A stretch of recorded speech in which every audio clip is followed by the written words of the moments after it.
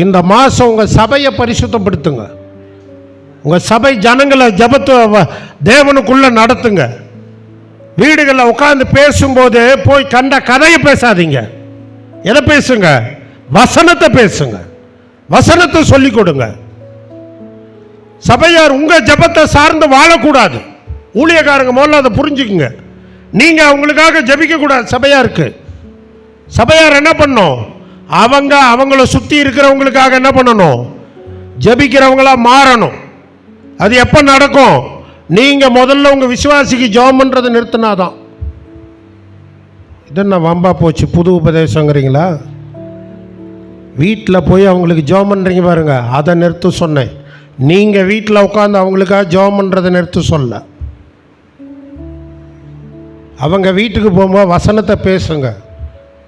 கூடுமான அளவு ஜெபம் பண்ணாமையே வாங்க. கூடுமான அளவு எப்படி வாங்க? ஜெபம் பண்ணாதீங்க. வசனத்தை பேசிட்டு சரி வர்றேன்னு சொல்லிட்டு வாங்க. மாற்றத்தை நீங்கள் பாருங்க. நம்ம கர்த்தர் செய்ய சொன்னதெல்லாம் செய்யறதில்ல, செய்ய சொல்லாதெல்லாம் செஞ்சு இயேசுவுக்கு பதிலாக நம்மளையே ஒரு ஹீரோவாக என்ன பண்ணிட்டு இருக்கிறோம்? ப்ரொஜெக்ட் பண்ணிட்டு இருக்கிறோம். நம்ம ஏன் என்னவா மாற்றிட்டு இருக்கிறோம்? இந்த பாஸ்டர் ஐயாட்ட போனால் ஜெபம் பண்ணால் என்ன ஆயிருங்க? நல்லா போயிடும், பேய் ஓடிடும். அதனால தான் யார் வளரல? சபையில் இருக்கிற விசுவாசி வளரல. 30 வருஷம் ஆனவனும் ஞாயிற்றுக்கிழமையானா வந்து தலையை கொடுத்து ஜபத்தை பண்ணிட்டு தலையில் இருக்கிற மயிரெல்லாம் வலிக்கியா போனது தான் மிச்சம். வளர்ச்சி ஒன்றுமே வரல.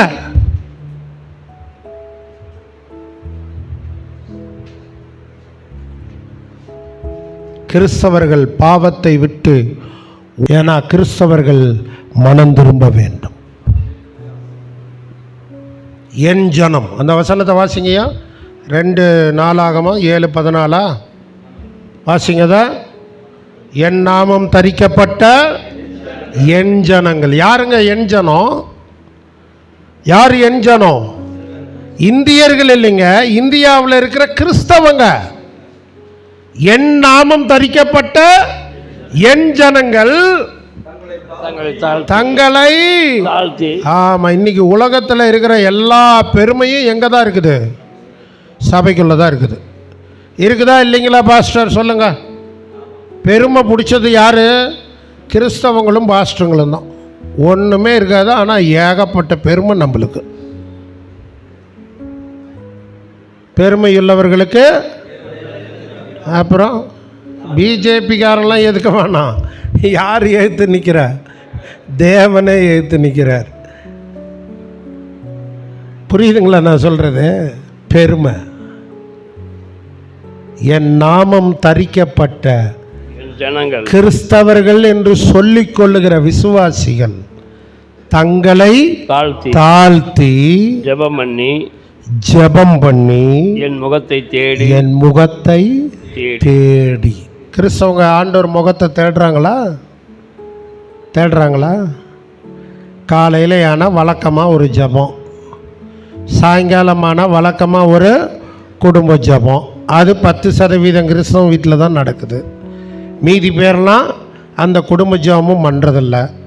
ஊரை சுற்றிட்டு இருந்தா கர்த்தர் எப்படி அந்த விசுவாசியை ஆசீர்வதிப்பார்? ஒரு 3 மணி நேரம் தொடர்ச்சியாக கர்த்தரோட பாதத்தில் உளுந்து கடந்தேன்னு உங்களுக்கு எப்பங்க அந்த அனுபவம்? எவ்வளோ நாளைக்கு முன்னங்க? ஒரு 3 மணி நேரம் தொடர்ச்சியாக கர்த்தர் சமூகத்தை விட்டு நான் எந்திரிக்காமல் இருந்தாங்க. இத்தனாம் தேதி, இத்தனா மாதம், இத்தனா வருஷம். சொல்லுங்க பார்க்கலாம். ஊழியக்காரங்கன்னு சொல்லிக்கிறோம். என்ன ஊழியக்காரங்க?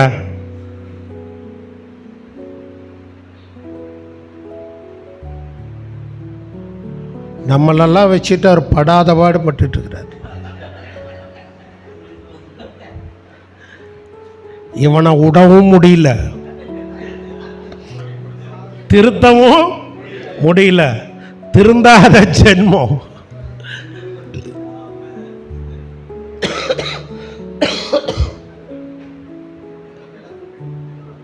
ஆண்டவர்கிட்ட கேட்கலாங்களா? ரொம்ப பவர்ஃபுல்லான லைஃப் கிதியோனோட லைஃபு. அதுக்குள்ளே போகலான்னு அந்த 1ஆம் வசனத்தை விட்டு தாண்ட முடியல.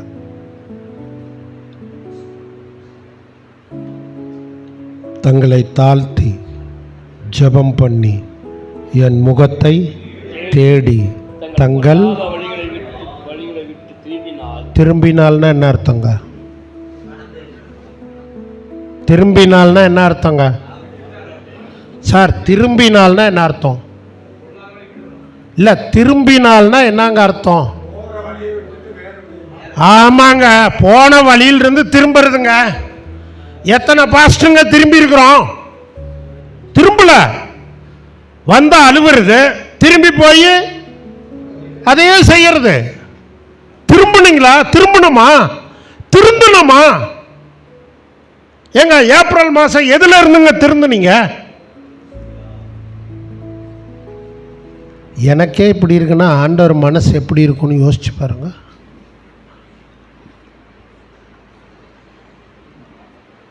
மனம் திரும்பாம சும்மா ஜனம் கொடுக்குற காணிக்கைக்காக வாழ்க்கையை ஓட்டிகிட்டு இருந்தோம்னா பரலோகத்தில் எப்படிங்க நமக்கு பலன் வரும்? தயவு செய்து யோசிங்க பாஸ்டர், தயவு செய்து யோசிங்க, தயவு செய்து உங்களை அர்ப்பணிங்க. ஆண்டவர் அந்த முதல் வசனமே நம்ம சிந்திக்க வேண்டிய ஒரு முக்கியமான வசனம். இஸ்ரவேல் புத்திரர் கர்த்தரின் பார்வைக்கு பொல்லாப்பானதை செய்தார்.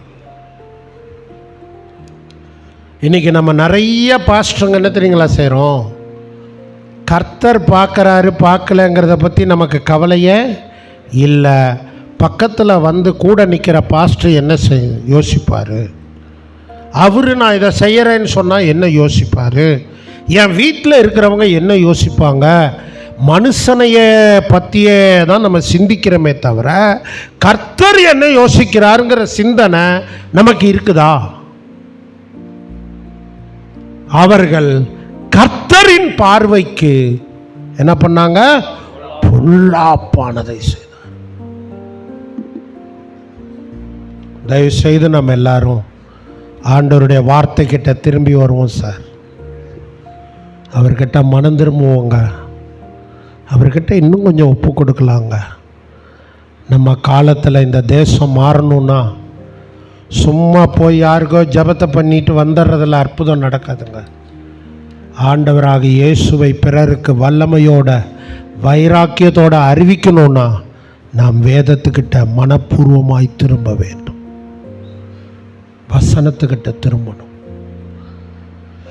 அதனால் அப்பொழுது கர்த்தர் அவர்களை 7 வருஷம் மீதியானியரின் கையில். மீதியானியர் யாருங்க? மீதியானியர்னா யாரு? புறஜாதியார்லாம் இல்லை, ஆபிரகாமோட வம்சம். ஆபிரகாம் கேத்தூராளுக்கு பெத்த புள்ள பையன் ஒருத்தன் பேர் தான் என்னது? மீதியான். அந்த மீதியானோட வம்சத்தில் வந்தவங்க தான் இந்த மீதியானியர். மீதியானியர்னால் இப்படி ஒன்று சொல்லுவாங்க, ஒன்று கூட மீதி வைக்காமல் எல்லாத்தையும் வலிச்சிட்டு போகிறவன் தான் யார்? மீதியானியர். மீதியானி அப்படின்னு அவனையும் சுருண்டிட்டு போயிடுவாங்க, சுரண்டிடுவாங்க. எதையும் மீதியாக இருக்கக்கூடாது. உபதியா புத்தகத்தை வாசிச்சிங்கன்னா ஆண்டவர் ஏதோம் மேலே, அதாவது ஏசா வம்சத்தார் மேலே கோபமாக பேசுகிறார். நீ உன்னுடைய சொந்த சகோதரன் இஸ்ரவேலுக்கு விரோதமாக மற்றவங்க கூட கை கோத்த இல்லை, அதனால் உன்னோட பொருள் எதுவுமே மீதி இல்லாமல் எல்லாம் என்ன பண்ணப்பட்டது? கொள்ளையடிக்கப்பட்டது. உபதியா ஒரே அதிகாரம் தான், வாசிச்சு பாருங்க. அப்ப மீதியாய் ஒண்ணுமே இருக்காது. 7 வருஷம் ஒப்பு கொடுத்துட்டாருங்க. எத்தனை வருஷங்க? 7 வருஷம்.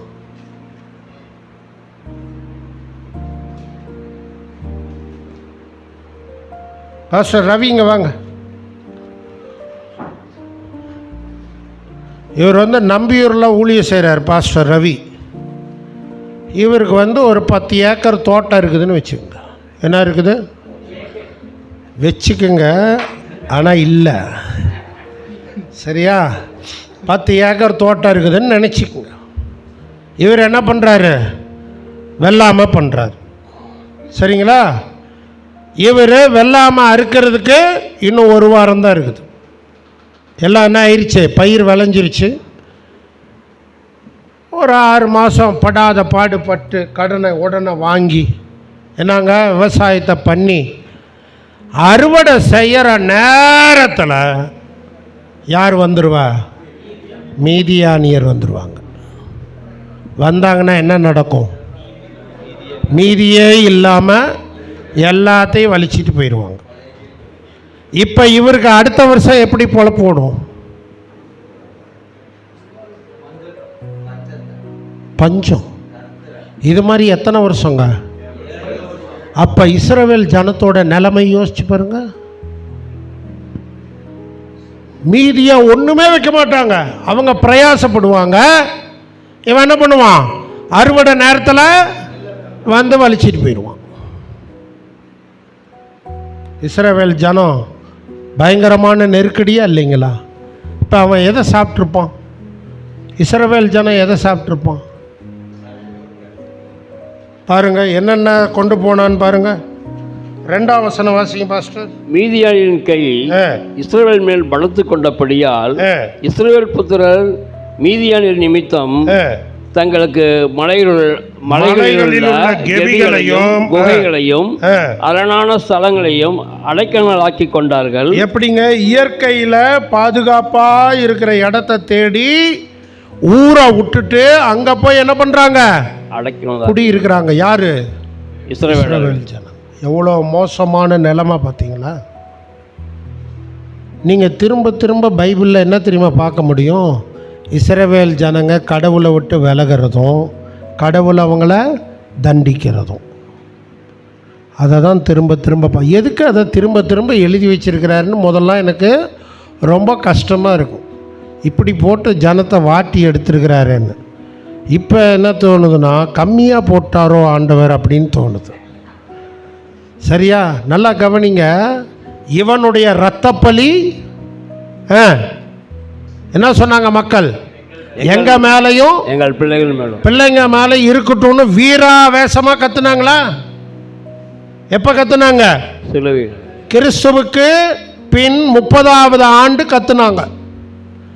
கிறிஸ்துவுக்கு பின் 70வது ஆண்டு அந்த எருசலேம் முழுசா தரைமட்டமாச்சு.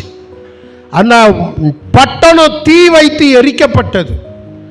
அந்த பட்டணத்தை தீ வச்சு எரிச்சது மட்டும் இல்லை, அந்த ஊரோட பேரு உலக வரைபடத்தில் வரக்கூடாதுன்னு சொல்லி அந்த ரோம பேரரசன் அவங்களுடைய எதிரிகளாகிய பெலிஸ்தியரோட பேரை வச்சு அந்த ஊர் இனிமேல் இந்த நாட்டுக்கு பேர் என்னது? பாலஸ்தீனான்னு பேர் வச்சான். அதை கேட்கும் போதெல்லாம் யாருக்கு வயிறு எரியணும்? யூதர்களுக்கும் இஸ்ரவேலருக்கும் வயிறு எரியணும். அந்த மாதிரி பண்ணான். ஆனால் கிட்டத்தட்ட 1800 வருஷத்துக்கு அதிகமாக அடிமைத்தனத்தில் உலகமெங்கும் செதறிப்போன அந்த யூதர்களை கர்த்தர் 1948 திரும்ப கூட்டி சேர்க்க ஆரம்பித்தார். இன்றைக்கி அந்த நாட்டோட வயசு எவ்வளோங்க? 1948. இப்போ எவ்வளோங்க? ஒரு 75. அந்த நாட்டோட வயசே அவ்வளோதான். அது நாடாக அறிவிக்கப்பட்டதே 1948 தான். நாட்டோட வயசு 75-77 வருஷம். ஆனால் உலகத்தில் 3வது அல்ல 4வது பவர்ஃபுல்லான நாடுனா அது எந்த நாடு? அதோட ஜனத்தொகை எவ்வளோ தெரியுங்களா? 1 கோடி கூட இல்லை. எவ்வளோ கூட இல்லை? 1 கோடி கூட இல்லை. தேவ ஜனம் தேவனை தேடுனா நீங்கள் இருக்கிற கிராமத்தில் நீங்கள் வெறும் 20 பேராக இருக்கலாங்க, 30 பேராக இருக்கலாங்க. உங்கள் சபை உண்மையாக கர்த்தர்கிட்ட மனம் திரும்பினா, உங்கள் சபை உண்மையாக கர்த்தரை நோக்கி பார்த்தா, உங்கள் சபை உண்மையாக ஆண்டவரை உங்கள் நடத்துதலுக்கு இடம் கொடுக்குறோன்னு சொன்னால், உங்கள் சபையை கர்த்தர் அவருடைய நேரம் வரும்போது உங்கள் ஊர்லேயே பிரதானமான மையமாக மாற்றிடுவார். ஆனால் அது வரைக்கும் அவர் விரும்புகிறத செய்யணும். நீங்கள் விரும்புகிறதெல்லாம் கர்த்தர் சொன்னார்னு புழுகக்கூடாது. என்னான்னு புழுகக்கூடாது? கர்த்தர் சொன்னார்னால புழுகக்கூடாது. கர்த்தர் நமக்கு என்ன உணர்த்துறாரோ அதை கீழ்ப்படிஞ்சு சபையோட உத்தமமாக தேடினோம்னா அந்த 90 லட்சம் ஜனத்தை இன்னைக்கு உலகத்தில் என்னவா மாற்றிட்டாரு? ஒரு வல்லரசாக, ஒரு பவர்ஃபுல் கண்ட்ரி. அதை சுற்றி 15-16 அரபு நாடுகள் அதை நாசமாக்கணும்னு நினைக்கிறாங்க. ஏங்க அதை தேசமாகி 7 நாளில் அந்த நாட்டு மேலே யுத்தம் வந்துச்சுங்க. அது தேசமாக அறிவிக்கப்பட்டு எத்தனை நாள்? 7 நாள் அந்த நாட்டை ஜெயிக்க முடியல. இல்லையா? தேவன் தம்முடைய வல்லமையை காட்டுறதுக்கு ரெடியாக இருக்கிறார். ஆனால் அவரோட கையில் அடங்கி இருக்க நான் ரெடியா? அவரோட இஷ்டத்துக்கு விட்டு கொடுக்க நான் ரெடியா? நான் மனம் திரும்பிட்டு இருக்கிறேனா? நான் மனம் திரும்பினா, நான் தேவனை உண்மையாக தேடுனா என் சபை மனம் திரும்பும். என் சபை என்னாகும்? மனம் திரும்பும். என் சபையும் நானும் தேவனை உண்மையாக தேடி மனம் திரும்பிக்கிட்டே இருந்தா கர்த்தர் பார்த்துக்கிட்டே இருப்பார். ஒரு நாள் சொல்லுவார், டேய் உன்னை நான் இந்த ஊரில் என்னவா மாற்ற போகிறேன்? பிரஸ்தாபமாக வைக்க போகிறேன். அது வரைக்கும் காத்திருக்கிற பொறுமை நமக்கு வேணும்.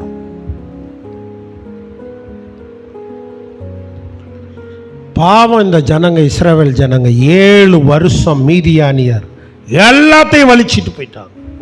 காரணம் என்ன? அவர்களுடைய பொல்லாத வழிகள் கர்த்தர்களுடைய பார்வைக்கு பொல்லாப்பானதை செய்தார். அடுத்த வசனம் வாசிங்கயா. இஸ்ரவேலர் விதை விதைத்திருக்கும் போது மீதியானியரும் அமலேக்கியரும் கிழக்கத்தி புத்திரரும் அவர்களுக்கு விரோதமாய் எழும்பி வந்து அவர்களுக்கு எதிரே பாளையம் இறங்கி காசாவின் எல்லை மட்டும் நிலத்தின் விளைச்சலை கெடுத்து இஸ்ரவேலை ஆகாரத்தை ஆகிலும் ஆடு மாடுகள் கழுதைகள் ஆகிலும் வைக்காதே போவார்கள். அவர்கள் தங்கள் மிருக ஜீவன்களோடும் தங்கள் கூடாரங்களோடும் வெட்டிக்கிளைகளைப் போல் திரளாய் வருவார்கள். அவர்களுக்கும் அவர்கள் ஒட்டகங்களுக்கும் எண்ணி முடியாததாயிருக்கும். இந்த பிரகாரமாக தேசத்தை கெடுத்துவிட அதில் வருவார்கள். எப்படி பாருங்க, அதாவது அப்படியே குடும்பம் குடும்பமாக வந்து எங்கே குடியிருப்பாங்களாம்? இஸ்ரவேல் தேசத்தில் கூடாரம் போட்டுருவாங்க. எப்போ? அவங்க அறுவடை சீசன் வரும்போது. எவ்வளோ கொடூரம் இல்லைங்களா? ஏன் இவ்வளோ கொடூரத்தை ஆண்டவர் அனுமதிக்கிறாரு? அவ்வளோ கொடூரமாக கர்த்தருடைய பார்வைக்கு பொல்லாப்பானதை செய்தாங்க.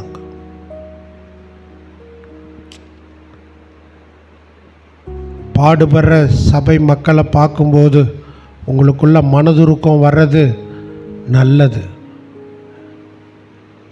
ஆனால் அந்த பாடுகளுக்குரிய காரணம் என்னங்கிறத தேவ சமூகத்தில் அறிந்து அந்த மக்களை மனம் திரும்புதலுக்குள்ளே நம்ம நடத்துகிறோமா? அது ரொம்ப ரொம்ப முக்கியம். அடுத்த வசனம் பாருங்க, கொடுமையாக இருக்குது. இப்படி மீதியானியராலே இஸ்ரவேலர் மிகவும் சிறுமைப்பட்டார்கள். சார், உங்களை சிறுமைப்படுத்தினது யாருங்க சார்?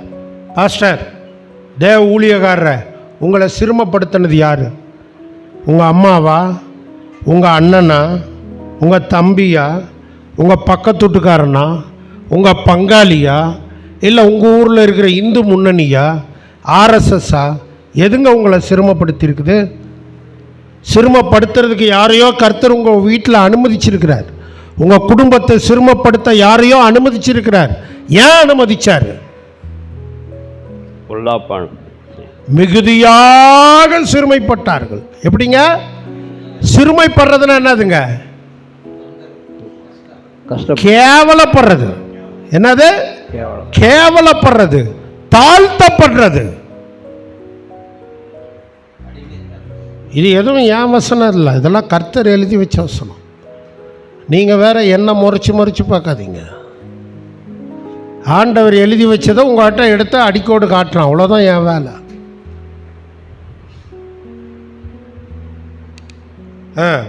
சிறுமைப்பட்டார்கள். இப்படி மீதியான இஸ்ரவேல் மிகவும் சிறுமைப்பட்டார்கள். அப்பொழுது இஸ்ரவேல் புத்திரர் கர்த்தரை நோக்கி முறையிட்டார்கள். இஸ்ரவேல் புத்திரர் மீதியான நிமித்தம் கர்த்தரை நோக்கி முறையிட்ட போது கர்த்தர் ஒரு தீர்க்கதரிசியை அவர்கள் இடத்திற்கு அனுப்பினார். நல்லா கவனிங்க. அவர்கள் கர்த்தரை நோக்கி முறையிட்ட போது, நீங்கள் முறையிடும் போது, கர்த்தர் ஒரு தீர்க்கதரிசியை அவர்கள் இடத்திற்கு கதறும் போது, நீங்கள் கண்ணீர் விடும்போது, நீங்கள் கூப்பாடு போடும்போது, நீங்கள் பெருமூச்சு விடும்போது, நீங்கள் தத்தளித்து கர்த்தரை நோக்கி கதறும் போது, கர்த்தர் உங்களிடத்துல ஒரு வேத வசனத்தை அனுப்பலாம். உங்களோட நண்பர் மூலமாக உங்களை கடிந்துரைக்க ஆள் அனுப்பலாம், அல்லது ஒரு தீர்க்கதரிசியை அனுப்பலாம். இந்த இஸ்ரவேல் ஜனங்களுக்கு ஆண்டவர் ஒரு தீர்க்கதரிசியை அனுப்புகிறார்.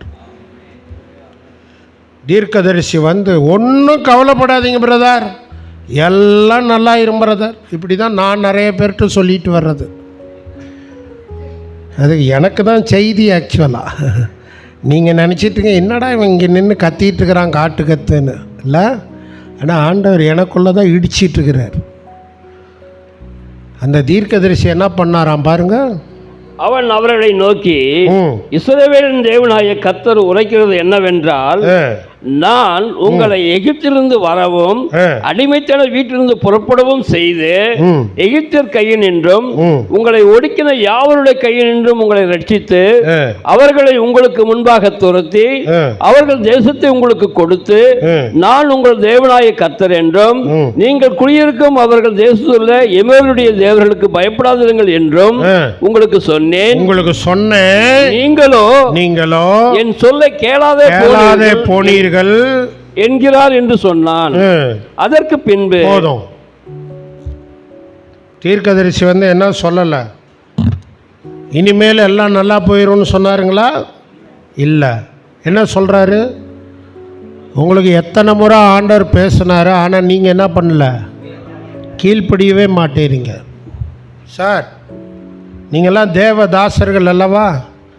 எத்தனை முறை கர்த்தருக்கு கீழ்ப்படிஞ்சிருக்கிறோம், எத்தனை முறை கீழ்ப்படியாமல் இருக்கிறோம்? ஏப்ரல் மாதம் எதுக்கெல்லாம் கீழ்ப்படிஞ்சிங்க, எதுக்கெல்லாம் கீழ்ப்படியல? கீழ்ப்படியாமல் போகிறதே நம்முடைய வழக்கம். நம்ம மனம் திரும்பணும்னு ஆண்டவர் விரும்புகிறாருங்க.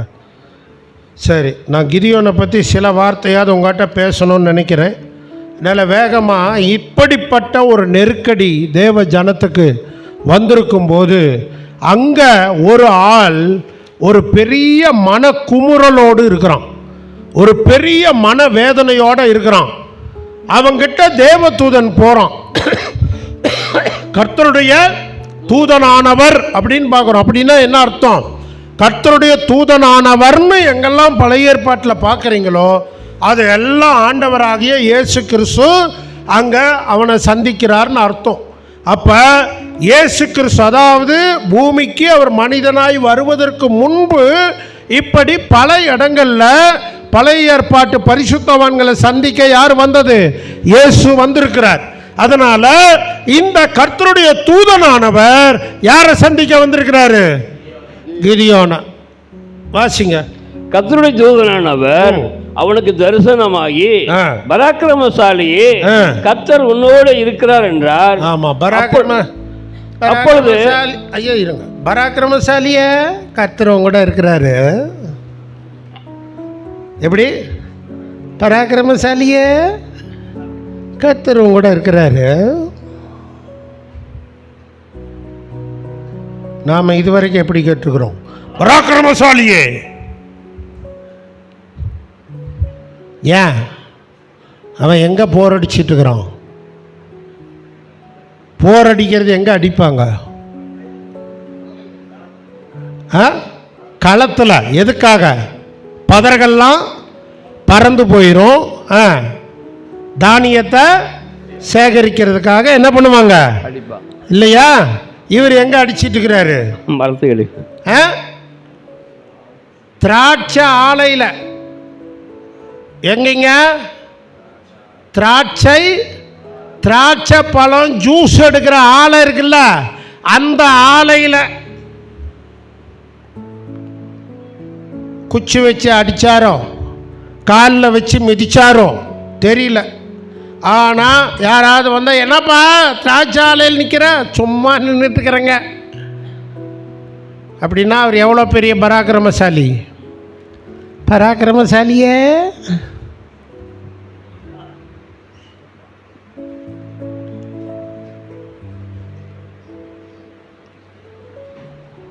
பயம் நிறைந்த ஒரு மனுஷன்தான் யார்? கிதியோன். எப்படியாவது இந்த கொஞ்சம் பயிரையாவது காப்பாற்றி வீட்டுக்கு கொண்டு போயிட முடியாதா அப்படின்னு ஒளிஞ்சு என்ன பண்ணிட்டுருக்கிறான்? அந்த கொஞ்சம் தானியத்தை பூரடித்து கொண்டு இருக்கிறான். அவங்கிட்ட வந்த தேவதூதன் இப்படி சொன்ன உடனே பாருங்க, அந்த வசனத்தை வாசிங்க. அப்பொழுது கிதியோன் அவரை நோக்கி, இல்ல அதுக்கு முன்னால தேவதூதன் பேச, கர்த்தருடைய தூதனானவர் அவனுக்கு தரிசனமாகி, பராக்கிரமசாலியே, கர்த்தர் உன்னோடு இருக்கிறார் என்றார். அப்பொழுது கிதியோன் அவரை நோக்கி, என் ஆண்டவனே, கர்த்தர் எங்கோடு இருந்தால் இவைகளெல்லாம் எங்களுக்கு நேரிடுவானேன். கர்த்தர் எங்களை எகிப்திலிருந்து கொண்டு வரவில்லையா என்று எங்கள் பிதாக்கள் எங்களுக்கு விவரித்து சொன்ன அவருடைய அற்புதங்கள் எல்லாம் எங்கே? இப்பொழுது கர்த்தர் எங்களை கைவிட்டு மீதியானர் கையில் எங்களை ஒப்பு கொடுத்தாரே என்றான். அப்பொழுது கர்த்தர் அவனை நோக்கி பார்த்து, இருங்க, இதுல என்னங்க புரியுது? ஆண்டவர் சொல்றாரு கர்த்தர் உன் கூட இருக்கிறாருன்னு. உடனே இவன் திரும்பி என்ன சொல்கிறான்? என்னங்க ஆண்டவரே, கர்த்தர் எங்கள் கூட இருந்தால் இதெல்லாம் எதுக்குங்க நடக்குது? கர்த்தர் எங்கள் கூட இருந்தா சார், அதான் உங்களை பற்றி சுற்றி இருக்கிறவங்க கேட்குறாங்க, ஏசு இருக்கிறாருங்கிற, உனக்கு ஏன் இதெல்லாம் நடக்குது? நாம் சொல்கிறதுக்கு முன்னே அவன் சொல்கிறான் இல்லையா? சொல்கிறானா இல்லைங்களா? கர்த்தர் உங்க கூட இருந்தா ஏன் இதெல்லாம் நடக்குது? அவன் கேட்குறான், கர்த்தர் எங்கள் கூட இருந்தால் எதுக்குங்க இதெல்லாம் நடக்குது? நாங்கள் அடிமை போல தத்தளிச்சிட்டு இருக்கிறோமே, தடுமாறிட்டு இருக்கிறோமே, போராடுகிறோமே. எகிப்து தேசத்திலிருந்து வந்தவங்க இப்படி செஞ்சாரு அப்படி செஞ்சாருன்னு சொன்னாங்களே, அந்த அற்புதங்கள் எல்லாம் எங்க போச்சு? இவனுக்குள்ள இருந்து ஒரு பெரிய ஏக்கம். இவன் ஒரு பயந்தாங்கொல்லிங்க. யாரு? கிதியோன் யாருங்க? பயந்தாங்கொல்லி. ஆனால் அந்த பயந்தாங்கொல்லியை தைரியசாலியாக மாத்துறாரு. அவனுக்குள்ள பலவீனம் இருக்குது, நடுக்கம் இருக்குது, ஆனால் அவனுக்குள்ள ஒரு ஏக்கம் இருக்குது. ஐயா, உங்களோட உடம்புல 1000 பலவீனம் இருக்கலாம், உங்கள் சூழ்நிலையில் நீங்கள் நிறையா கட்டப்பட்டிருக்கலாம், உங்கள் பிரச்சனை எதுவாக வேணா இருக்கலாம், உங்களை யார் வேணா ஒடுக்கிட்டு இருக்கலாம், உங்களுக்கு திறமை இல்லைன்னு நீங்களே புலம்பிட்டு இருக்கலாம். ஆனால் உங்களுக்குள்ள பற்றி எரிகிற ஒரு வைராக்கியம் இருக்குமானா, கர்த்தர் மேல ஒரு வாஞ்சை இருக்குமானா, கர்த்தர் மேல ஒரு தாகமும் ஏக்கமும் இருக்குமானா, அதை பார்க்கிற ஆண்டவர் உங்களை பயன்படுத்துவார், உங்களை உபயோகிப்பார். இவன் பயந்த காரியத்தை சீக்கிரமாக காமிச்சார். 6ஆம் அதிகாரம் 23ஆம் வசனம் வாசிச்சிங்களா? அதற்கு கர்த்தர், உனக்கு சமாதானம், பயப்படாதே, நீ சாவதில்லை என்று சொன்னார். பயப்படுறதுனால தான் ஆண்டவர் அவன்கிட்ட என்ன சொல்றாரு? பயப்படாத. பொசுக்குன்னு என்ன ஆயிடுவான்? நீங்களா பயப்பட மாட்டீங்க? நீங்கள் பயப்படுறீங்களோ இல்லையோ, நான் கொஞ்சம் பயந்தாங்கொல்லி தான். 25லேருந்து 27 வாசிங்க. 27 மட்டும் வாசிங்க. 27. அப்பொழுது கிதியோன் தன் வேலையாட்கள் 10 பேரை சேர்த்து கர்த்தர் தனக்கு சொன்னபடியே செய்தான். அவன் தன் தகப்பன் குடும்பத்தாருக்கும் அந்த ஊர் மனுஷருக்கும் பயப்பட்டபடியினாலே, என்ன பட்டபடியினால? யாருக்கே பயப்படுறான்? ஊர் மனுஷருக்கும். யாருக்கு பயப்படுறான்? தகப்பன் வீட்டாருக்கும் ஊர் மக்களுக்கும் பயப்படுறான். பயந்தாங்கோலி. ரைட்டா?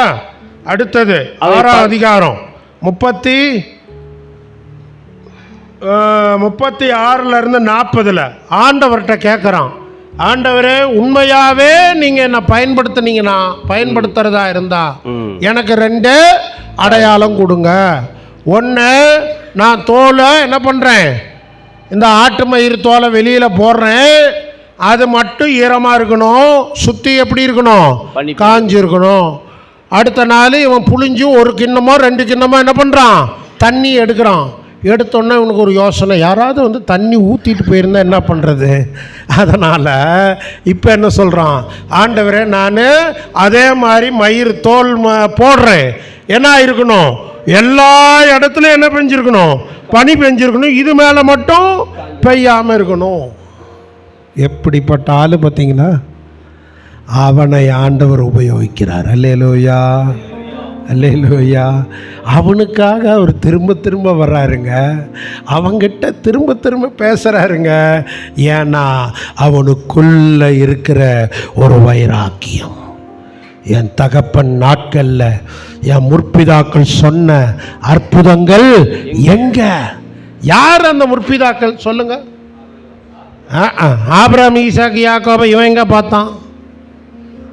மோசே காலத்தில் செஞ்ச அற்புதத்தை இவனுக்கு யார் சொல்லியிருப்பாங்க? அவங்க அப்பா தாத்தா தான் சொல்லியிருப்பாங்க. சொன்னவங்க இப்போ எங்கே இருக்கிறாங்க? எதை ஆராதிக்கிறாங்க? பாகால வழிபட்டு இருக்கிறாங்க. நடத்தினவங்க சொன்னவங்க ஆண்டவர் விட்டுட்டு போயிட்டாங்க. ஆனா இவனுக்குள்ள கர்த்தர் எங்க கூட இருந்தா ஏன் இப்படி எல்லாம் நடக்குது? ஏன் எங்களுக்கு அற்புதங்கள் நடக்கல? என்னோட மனசுல ஒரு பெரிய அங்கலாய்ப்பு. சரிங்களா? அதுலேயே இன்னொரு வார்த்தையை நான் உங்களுக்கு உணர்த்தி காட்ட விரும்புகிறேன். பாருங்க, இந்த அவன் ஆதங்கத்தை 13ஆம் வசனத்தில் சொன்ன உடனே 14ஆம் வசனத்தை வாசிங்க. அப்பொழுது கர்த்தர் அவனை நோக்கி பார்த்து, கர்த்தர் அவனை நோக்கி பார்த்து, உனக்கு இருக்கிற இந்த பலத்தோட இருங்கய்யா. கர்த்தர் அவனை, நாமெல்லாம் யாரை நோக்கி பார்ப்போம்? கர்த்தரை நோக்கி பார்ப்போம். கர்த்தர் இப்ப யாரை நோக்கி பார்க்கிறாரு? கிதியோனை நோக்கி பார்க்கிறாரு. அப்படின்னா என்ன அர்த்தம்? இது வரைக்கும் அவர் அவனை பார்க்கல, இது வரைக்கும் எங்கேயோ திரும்பிட்டு பேசிட்டு இருந்திருக்கிறார். பராக்கிரமசாலி கர்த்தர் உங்கூட இருக்கிறாரு, அவன் இந்த பக்கம் அடிக்கிறான், இவர் இந்த பக்கம் பார்த்துட்டு இருந்தாருன்னு ஒரு கற்பனை தான். இவன் இந்த வார்த்தையை பேசின உடனே கர்த்தர் அவனை நோக்கி பார்த்து, கர்த்தருடைய கவனத்தை இழுக்கிற ஒரு மனோ வாஞ்சை யாருக்குள்ள இருந்துச்சுங்க? இந்த கிதியோனுக்குள்ள இருந்துச்சு. உங்களுக்குள்ள ஒரு ஏக்கம் இருக்குதா? இந்த தேசம் தேவனுக்குரியதா மாறாதா? கர்த்தர் என் மூலமாக தம்முடைய மகிமையை வெளிப்படுத்த மாட்டாரா? கர்த்தருடைய காலத்தில் நடந்த அற்புதங்கள் மறுபடியும் நடக்காதா? ஏங்குறீங்களா? தாகத்தோடு இருக்கிறீங்களா? மனசுக்குள்ள அந்த வைராக்கியம் உங்களுக்குள்ள இருக்குதா? இருக்குமானால் கர்த்தரோட பாதத்தில் விழுந்து கடங்க, போராடுங்க, கேளுங்க, அவர் உங்களை நோக்கி பார்ப்பார். அதுக்கு பின்னால தான் சொல்றார், கர்த்தர் அவனை நோக்கி பார்த்து, உனக்கு இருக்கிற இந்த பலத்தோட போ, உனக்கு இருக்கிற இந்த பலத்தோட போ, நீ இஸ்ரவேலை மீதியானின் கைக்கு நீங்களாக்கி ரட்சிப்பாய், உன்னை அனுப்புகிறவர் நான் அல்லவா என்றார். அல்லேலூயா. உனக்குள்ள இருக்குதுல்லடா, அது போதும்டா. பற்றி எறிகிற வாஞ்ச இருக்குல்ல, அது போதும். நான் என்ன பண்றேன்? உன்னை நான் அனுப்புறேன், நீ போ. நீ யார? இஸ்ரவேல் ஜனத்தை யார் கைக்கு நீங்களாக்கி ரட்சிப்ப? மீதியானி. எந்த மீதியானியருக்கு பயந்து ஆலைக்குள்ள அந்த போர் அடிச்சிட்டு இருந்தானோ அந்த மீதியானியரை முறியடிக்க உன்னை நான் என்ன பண்றேன்? அனுப்புகிறேன். உன்னை அனுப்புகிறவர் நான் அல்லவா? டியர் பாஸ்டர், மே 3ஆம் தேதி ஆண்டவர் சொல்கிறாரு, உன்னை அனுப்புகிறவர் நான் அல்லவா, உனக்கு இருக்கிற இந்த பலத்தோட போ, இன்னொரு பலம்லாம் தேவையில்லை, இன்னொரு ஸ்பெஷல் அனாயிண்டிங்கெல்லாம் தேவையில்லை, உனக்குள்ள பற்றி எரிகிற அந்த வாஞ்ச போதும், உனக்குள்ள இருக்கிற அந்த ஆத்மா பாரம் போதும், உனக்குள்ள இருக்கிற அந்த தரிசனம் போதும், ஆனால் நீ புறப்பட்டு போ, உன்னை நான் அனுப்புகிறேன் அப்படின்னு ஆண்டவர் சொல்கிறார். கிதியோன்னா என்ன தெரியுங்களா அர்த்தம்? வெட்டி வீழ்த்துகிறவன். என்னதுங்க? வெட்டி வீழ்த்துகிறவன். இதே ஆள்கிட்ட ஆண்டவர் மறுபடியும் வருவார். டேய், என்னடா அது 300 பேர் இருக்கிறாங்க, இவர் வேற போக சொல்கிறாரு அப்படின்னு உனக்கு கொஞ்சம் பயமாக இருக்குது. நீ போய் அந்த மீதியானவருடைய பாளையத்தில் போய் ஒட்டு கேட்டு வா, அவங்க என்ன பேசுகிறாங்கன்னு கேட்டு வா, அப்போ உன் கை பலப்படும் அப்படின்னு சொன்னவர் 7ஆம் அதிகாரம் 10ஆம் வசனத்தில் போக பயப்பட்டாயானால் என்ன சொல்கிறார்? போதும் போக எங்க மீதியானியர் பாளையத்துக்குள்ளே ஒட்டு கேட்கறதுக்கு இருட்டுக்குள்ளே தனியாக போகிறதுக்கு பயப்பட்டேன்னா உன் அசிஸ்டண்ட்டையும் கூட்டிகிட்டு போ. அவ்வளோ பயந்தாங்கோழி தான் யார்? கிதியோன். ஆனால் அவனை வச்சு பெரும் சாதனையை கர்த்தர் நிகழ்த்தினார். உங்களை வச்சு கர்த்தரால் பெரிய சாதனையை செய்ய முடியும் சார். நீங்கள் சாதாரண ஆள் இல்லை சார். கர்த்தர்கிட்ட மனம் திரும்புங்க சார். கர்த்தரிடத்தில் உங்களை முழுசாக விட்டு கொடுங்க. அவர் சொல்கிறத செய்ய ஒப்பு கொடுங்க. அவர்கிட்ட கேளுங்க, நான் உங்கள் கிரியையை பார்க்கணும், நான் மனுஷன் கையை பார்க்கக்கூடாது, நான் எவனாவது உதவி செய்வான்னு எதிர்பார்க்கக்கூடாது, நான் உங்களையே நான் பார்க்கணும், உங்களுக்காக நான் வாழணும், அந்த வைராக்கியத்துக்கு என்னை விட்டு கொடுக்குறேன் சொல்லுவீங்களா?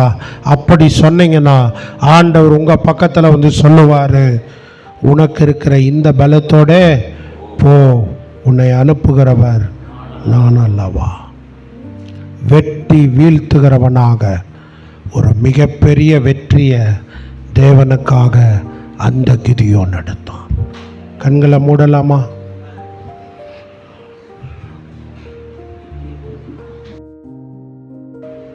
ஆண்டவர்கிட்ட மனம் திரும்ப நம்ம ஒப்பு கொடுக்கலாமா? முழு இருதயத்தோட, முழு ஆத்மாவோட, முழு பலத்தோட ஆண்டவரில் அன்பு கூறுறீங்களா? ஐயா, பாஸ்டர் ஐயா, ஊழியக்கார ஐயா, அவரை நீங்கள் எப்படிங்கய்யா நேசிக்கிறீங்க? முழு இருதயத்தோடு நேசிக்கிறீங்களா? முழு பலத்தோடு நேசிக்கிறீங்களா? அறகுறையாக நேசிக்கிறீங்களா? ஃபோனை ஆஃப் பண்ணி வச்சுட்டு ஜெபிக்க முடியுதா உங்களால்? ஃபோனை ஆஃப் பண்ணி வச்சுட்டு பைபிள் வாசிக்க முடியுதா? ஃபோனை ஆஃப் பண்ணி வச்சுட்டு ஒரு நாள் உபவாசம் இருக்க முடியுதா? முழு இருதயத்தோடு நேசிக்கிறீங்களா? முழு ஆத்மாவோடு நேசிக்கிறீங்களா?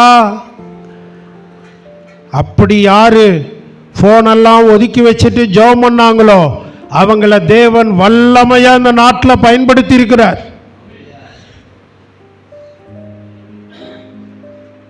உங்களை நீங்களே பெருசா நினைச்சுக்காதீங்க, தாழ்த்துங்க, அவரோட முகத்தை நோக்கி பாருங்க, அவர் முகத்தை தேடுங்க, உங்க பொல்லாத வழிகளை விட்டு திரும்புங்க, பொல்லாத வழிகளை விட்டு திரும்புங்க.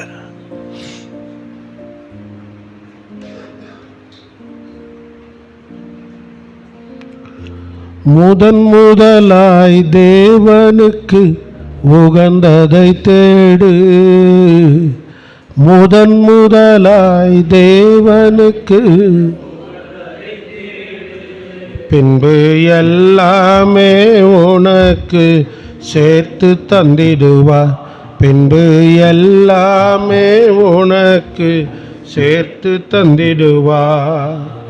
பாவ மன்னிப்பின் நிச்சயத்தை பெற்றுக்கொள்ள வேண்டும், பரலோகத்தில் ஓரிடம் நீ பெற வேண்டும். பாவ மன்னிப்பின் நிச்சயத்தை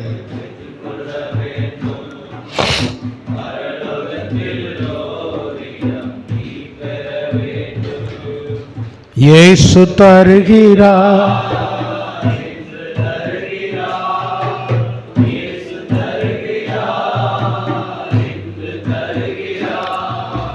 அதற்காகத்தான் சிலுவையிலே,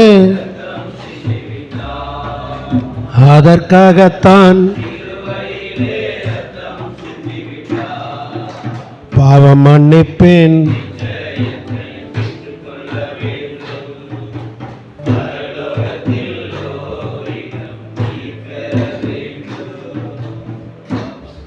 நல்ல ஆண்டவரே, எங்களை ஒப்பு கொடுக்குறோம். எங்களுக்கு தேவையான மனம் திரும்புதலை தாங்க. இங்கே இருக்கிறதுல யாரையெல்லாம் கிதியோனை போல உபயோகிக்கும்படியாக தங்கள் இருதயத்தில் ஏக்க பெருமூச்சோடு உம்மை நோக்கி பார்க்கிறார்களோ அவங்க மேலெல்லாம் மனம் இறங்குங்க, கரம் பிடிச்சிக்குங்க, உங்கள் மகிமையை வெளிப்படுத்துங்க. இயேசுவின் நாமத்தில் பிதாவே.